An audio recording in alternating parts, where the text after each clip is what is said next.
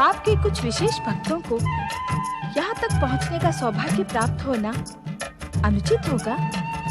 तुम्हारे निवेदन में माँ का वात्सल्य झलक रहा है देवी। हम तुम्हारी इच्छा का सम्मान करते हुए सच्चे शिव भक्तों को यहाँ तक पहुँच सकने का सौभाग्य प्रदान करते हैं। आपके भक्त यहाँ किस प्रकार पहुँचेंगे स्वामी? हमारी प्रेरणा उन्हें अमरेश्वर पहुँचने का निमंत्रण देगी। धन्य हो स्वामी, मेरी इच्छा का सम्मान कर आपने शिव भक्तों पर जो कृपा की उससे मैं कृतार्थ हुई। अब इसी शुभ अवसर पर मेरी एक और इच्छा पूर्ण करें। देवी पार्वती, ब्रह्म ज्ञान प्राप्त करने के लिए ही तुम इस पवित्र गुफा में आई, अतः निवेदन की आवश्यकता नहीं है।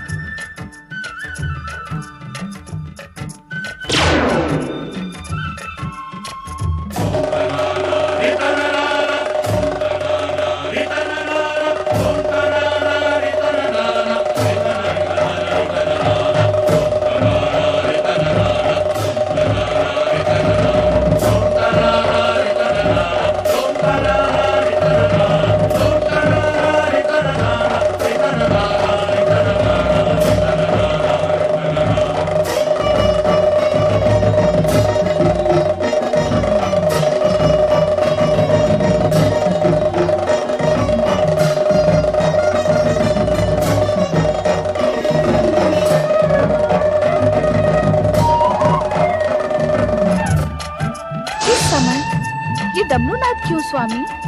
देवी पार्वती, जिस प्रकार इस पवित्र गुफा में आने वाला जीव अमर हो सकता है, उसी प्रकार किसी भी जीव के कानों में दिव्य ब्रह्म ज्ञान पड़ जाने से वो ब्रह्मज्ञानी बन इस सृष्टि की समस्त व्यवस्था को छिन्न भिन्न कर सकता है।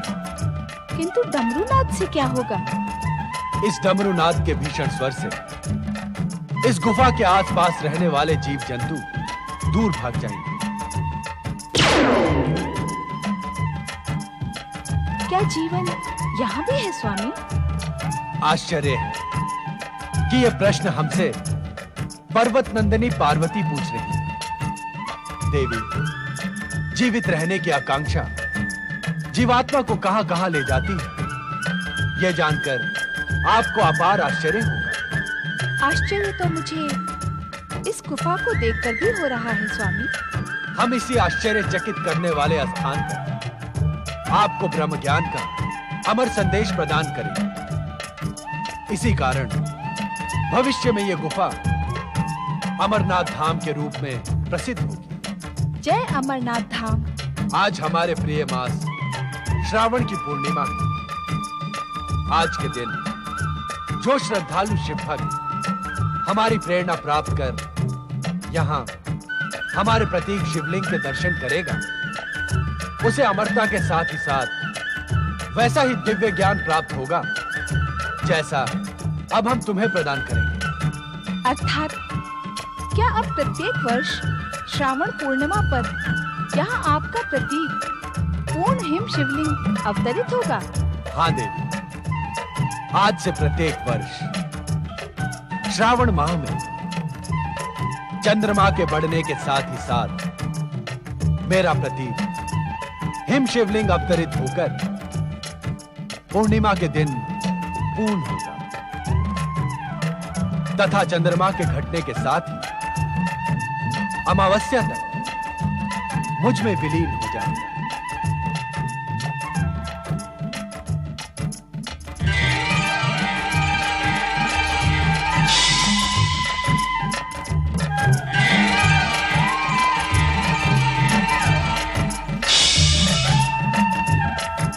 देवी, इस आसन पर विराजमान हो जाओ।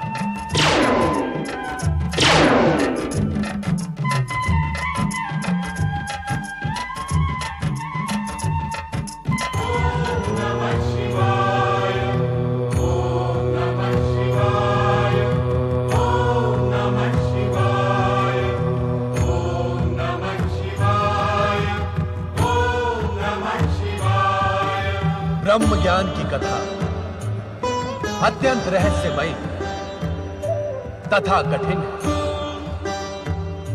हम ये ज्ञान तुम्हें समाधि अवस्था में प्रदान करेंगे। इसे कहते हुए हमें तथा सुनते हुए तुम्हें रोमांच का अनुभव। अतः सुनने की सहमति का हुंकार भरती है, जिससे हमें यह ज्ञात रहे कि तुम ध्यान से ब्रह्म कथा सुन रही हो। जो आज्ञा। शक्ति स्वरूपा पार्वती, तुम्हें यह ज्ञात हो कि पूर्व काल में हमने अपने निर्गुण दिव्य तेज से पंचक्रोशी नगरी का निर्माण किया। इसी पंचक्रोशी नगरी में श्री हरि विष्णु पुरुष के रूप में प्रकट होकर हमारे पंचाक्षरी मंत्र का प्रणव सहित ब्रह्म ज्ञान की साधना करते हुए जप करने लगे। ओम नमः शिवाय। हमारे इस पंचाक्षरी मंत्र के निरंतर जप से एक दिव्य ध्वनि का निर्माण हुआ। उस दिव्य ध्वनि से आनंद की लहरें उठने लगी। श्री हरि विष्णु का संपूर्ण शरीर इस आनंद लहरी का अनुभव करने लगा।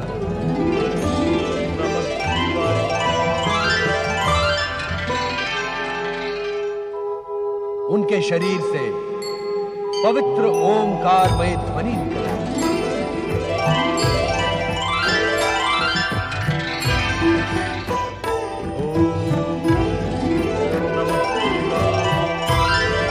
ये ओंकारमय ध्वनि इस बात का संकेत है कि परम पुरुष श्री हरि विष्णु को ब्रह्म ज्ञान का साक्षात्कार होने लगा था।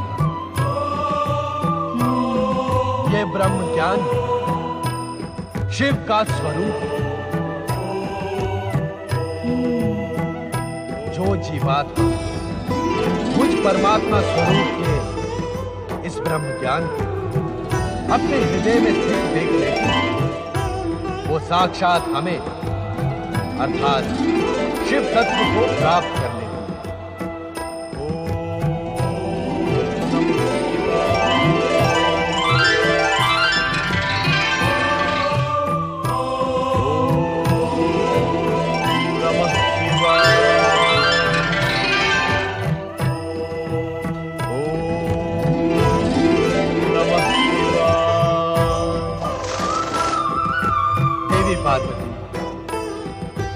लोक कल्याण तथा निरंतर शिव भक्ति में प्रयत्नशील शुद्ध आत्माओं, निर्मल मन और सात्विक बुद्धि वालों को शीघ्र ही शिव तत्व की प्राप्ति हो जाती है।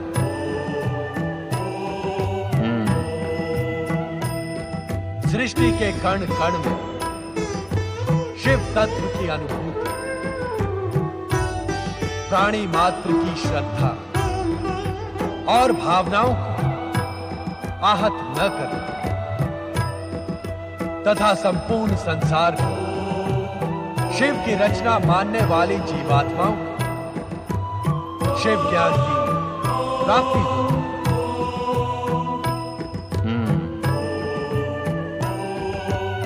अपने को श्रेष्ठ और दूसरे को निकृष्ट न मानना, तप, जप और पवित्रता की ओर अग्रसर होने वालों के मार्ग में बाधक न बनने वाली अहंकार रहित जीवात्माओं को शिव भक्ति की प्राप्ति होगी। शिव तत्व, शिव ज्ञान और शिव भक्ति की प्राप्ति से मन आत्मा और बुद्धि तेजस्वी तथा ओजस्वी बन जाती है। इतना प्राप्त कर लेने पर कुछ भी प्राप्त करना शेष नहीं बचता। शिव तत्व, शिव ज्ञान और शिव भक्ति को प्राप्त करने का एकमात्र मार्ग है शिव चरणों में अपना जीवन समर्पित कर निरंतर हमारे पंचाक्षरी मंत्र ओम नमः शिवाय का जाप कर। हमारे इस पंचाक्षरी मंत्र ओम नमः शिवाय में संसार का सर्वश्रेष्ठ ज्ञान समाहित।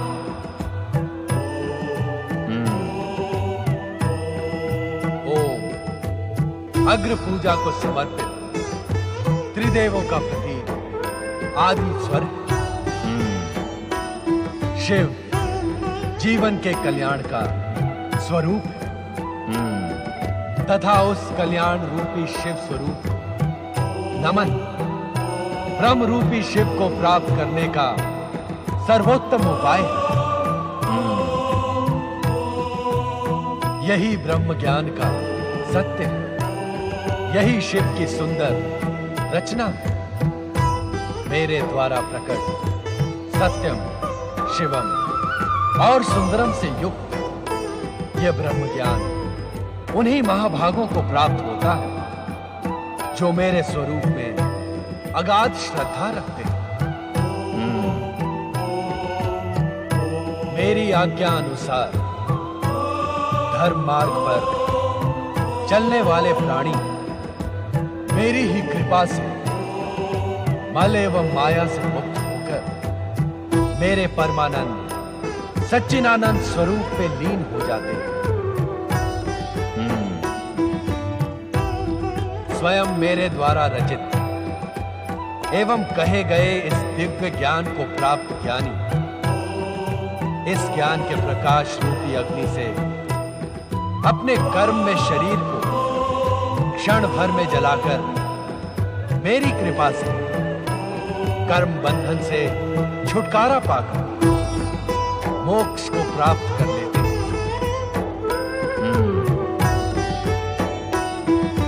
तब इस सृष्टि का गोपनीय से गोपनीय रहस्य भी उसके सम्मुख रहस्य नहीं रह जाता, कारण कि वो स्वयं शिव तत्व प्राप्ति का प्रतीक बन जाता है। यही है परम दिव्य ब्रह्म ज्ञान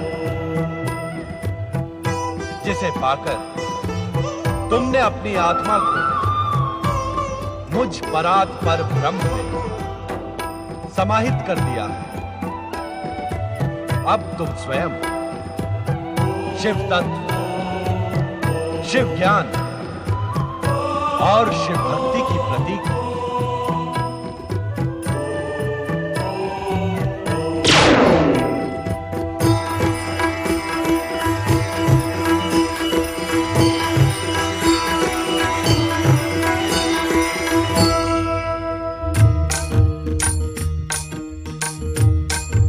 तुम सो रही हो पार्वती, तुम अपनी निद्रा को रोक न सकी।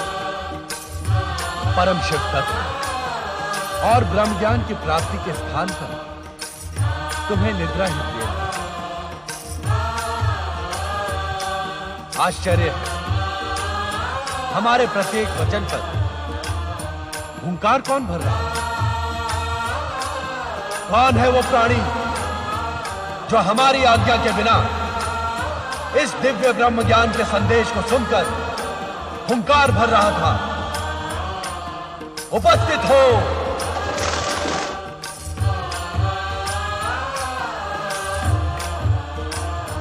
महादेव जी, आपकी आज्ञा के बिना तीनों लोकों में एक कण भी इधर से उधर नहीं होता। मुझे आपके डमरूनाद द्वारा इस स्थान पर पहुंचने का संदेश मिला। क्या आपकी इच्छा के बिना कपोत जैसा साधारण प्राणी इस भयानक शीत प्रदेश में एक क्षण में जीवित रह सकता है? इसके उपरांत भी यदि मैंने आपकी आज्ञा का उल्लंघन किया हो तो आप मुझे दंड दे भोलेनाथ। मैं पापी आपके दंड का ही योग्य हूं स्वामी। मन छोटा न करो धौम्य। ये सारी माया हमने तुम्हें शाप मुक्त और ब्रह्म ज्ञान देने के लिए ही रची थी। ब्रह्म ज्ञान के लिए तुम्हारी पात्रता पहले ही निश्चित हो गई थी। अब तुम अपने गुरु के शाप से मुक्त हो ब्रह्म ज्ञानी धौम्य।